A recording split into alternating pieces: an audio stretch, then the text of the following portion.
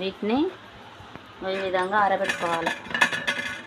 మీ ఇష్టం, ఫ్యాన్ గాలికి అయితే ఫ్యాన్ గాలికి, లేదంటే ఎండలో కూడా ఆరబెట్టుకోండి ఫ్రెండ్స్.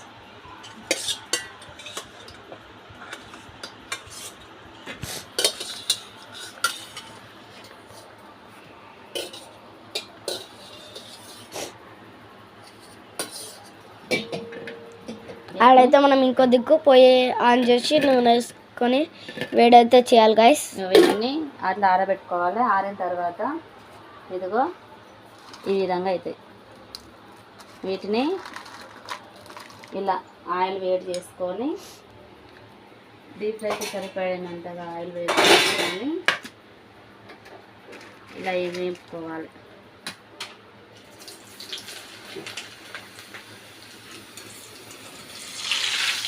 ఇలా వేపుకుంటే మనకు ఫ్రెంచ్ చిప్స్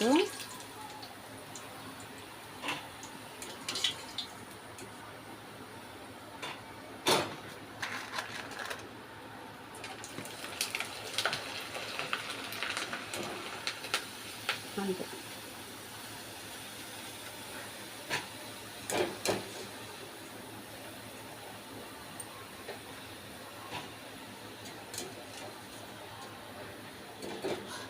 మనమైతే ఇంకా ఫ్లేమ్ లో చేసి ఇంకా మనము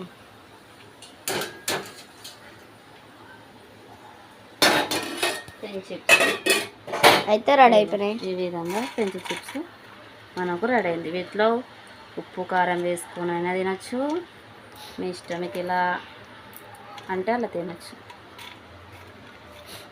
ఓకే ఫ్రెండ్స్, సో నేనైతే టేస్ట్ అయిపోతున్నా గాయస్. ఎలా ఉందో చూద్దాం గాయస్.